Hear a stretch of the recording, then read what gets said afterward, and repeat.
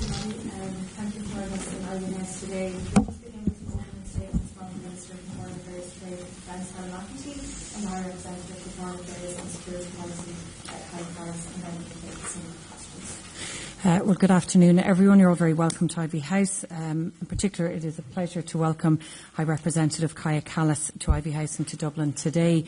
And I really do look forward to working with you and to working with all of your team in the months ahead. As you all know, tomorrow we will publish Ireland's presidency programme centred on our three key priorities essential to Europe's future: competitiveness, values and our security, all of which are very much interlinked. And I think these priorities reflect both the challenges that we face, but of course the opportunities that we must seize working together.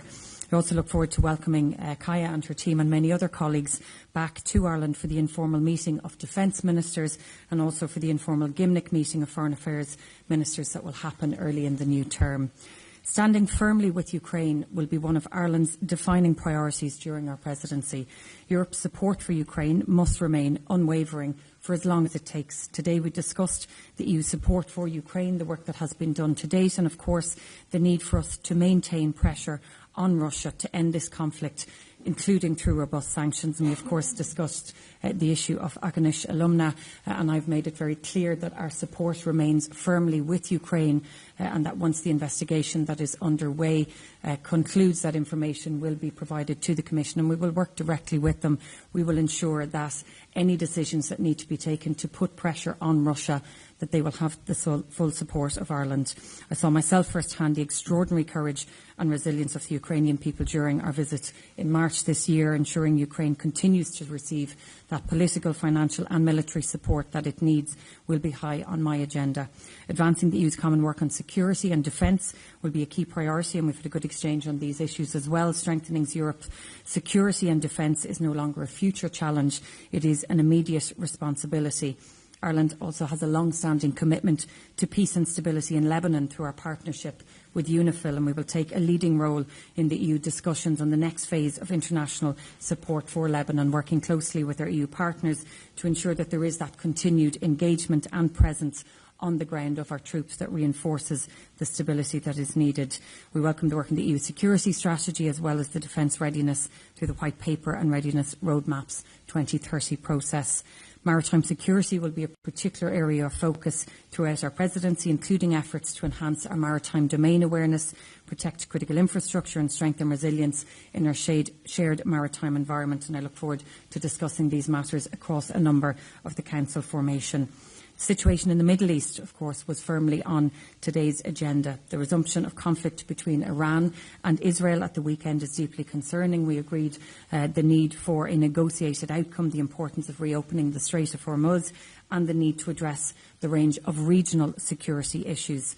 We're working closely with our Gulf partners, as we have done in recent meetings, who continue to be directly impacted by Iran's attacks. The situation in Lebanon, as I've mentioned, continues to be deeply concerning. Hezbollah's attacks on Israel are completely unacceptable. However, Israel's military response is completely disproportionate, and so the EU must put its collective weight behind Lebanon's sovereignty, humanitarian needs and recovery.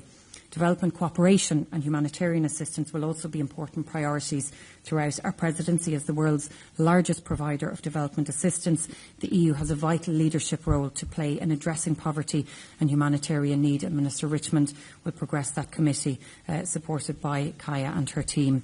Today we also discussed Palestine, the humanitarian catastrophe continuing to unfold in Gaza, where civilians have endured unimaginable suffering. And of course we must not lose sight of the situation in the West Bank, where settlement expansion and settler violence continues to threaten the viability of the two-state solution. That is why here in Ireland, at home, our government, I as Minister, have moved forward with legislation to ban trade in the illegal settlements, and tomorrow I will introduce the Israeli Settlements Bill into the Dáil. I also hope that action at an EU level will be possible, and this is something that we discussed today. I continue to call for a proposal that would prohibit trade at EU level with settlements in the West Bank. I believe that this is the best way in which we can bring forward a peaceful solution and the objective of a two-state solution.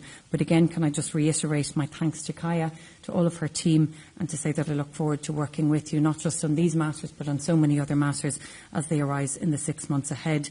And I look forward to a successful presidency with you and your team. Thank you. Yes, dear Helen, thank you for having us here in Dublin today, just a few weeks before you start your presidency.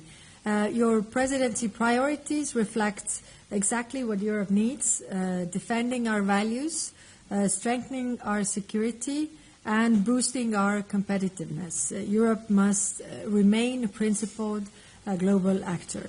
But principles alone are not enough. Europe must also have the hard power to defend them. That means investing in our security, strengthening our defense capabilities, and building the capacity to protect our citizens and our interests. Ireland's proud tradition of military neutrality is not in question.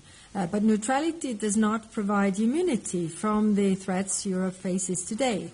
No country in Europe is off Russia's target list. Since Russia's invasion of Ukraine, we have seen a surge in the hybrid attacks and sabotage, including against critical infrastructure such as the undersea water cables.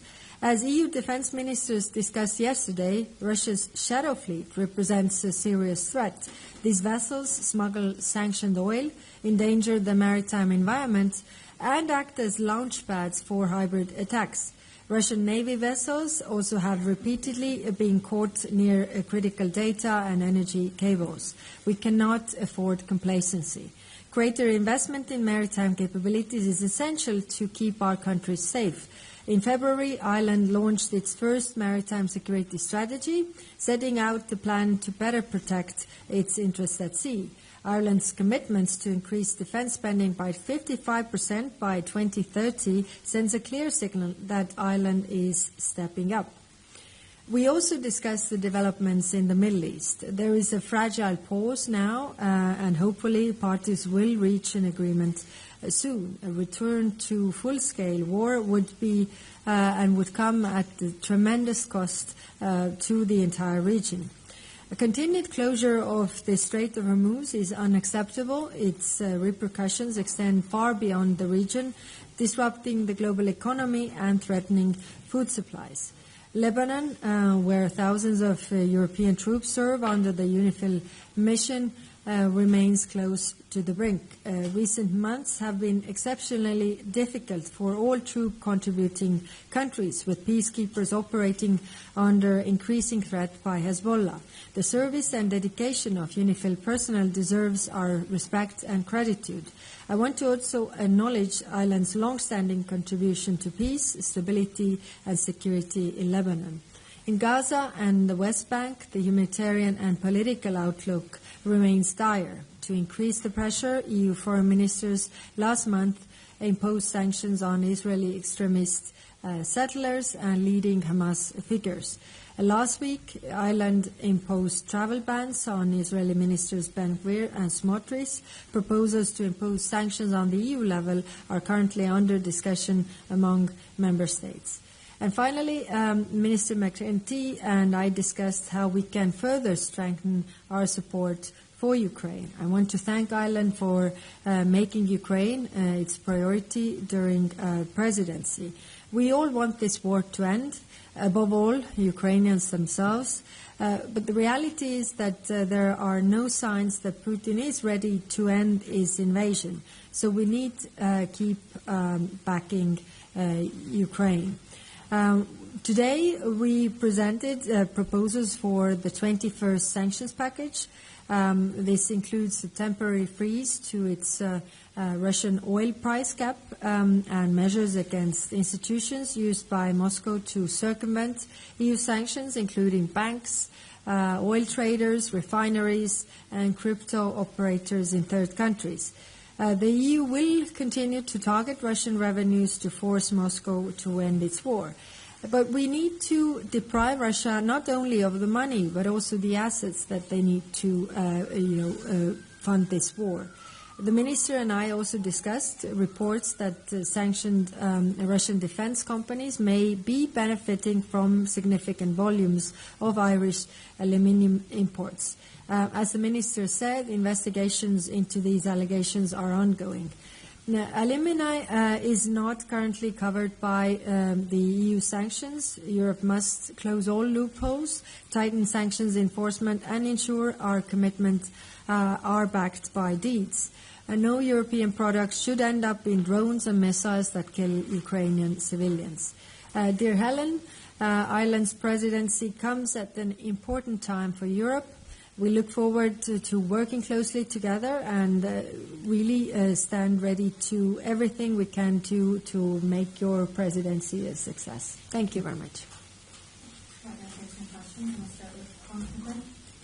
Vice President, in Cyprus you spoke about the need to find creative ways to stop the war in Ukraine.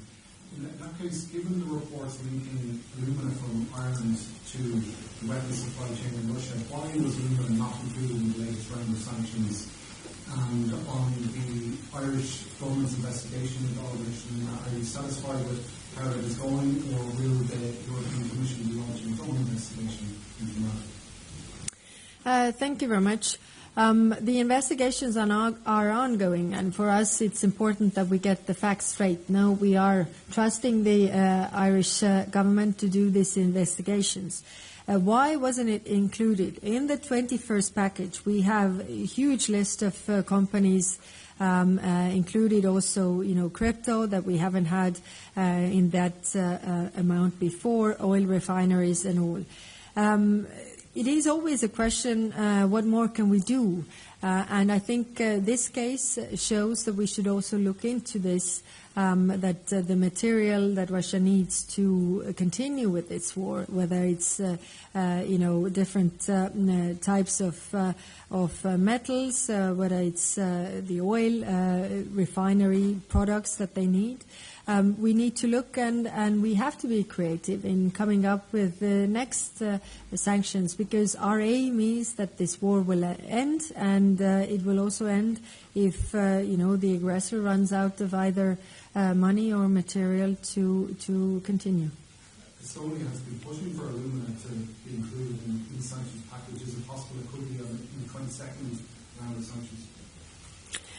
Yes, there are member states who have been pushing, but eventually it is all the member states that need to agree, and so far it hasn't been in the sanctions, yes.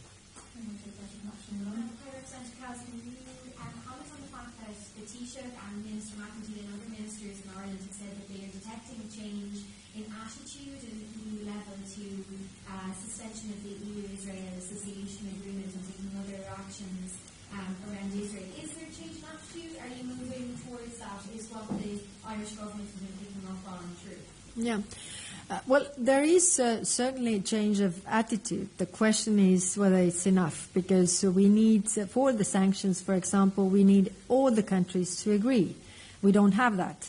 When it comes to the trade issues, we need qualified majority. And as you know, it's a very complicated way of calculating it, but we don't have that either at the moment. So clearly there are countries who are moving, and we see also public opinion that is increasingly critical in member states that haven't been so critical before. So as we are all democracies, governments also depend on their public opinion. So yes, clearly we see shifts, but the question is whether it's enough to move forward.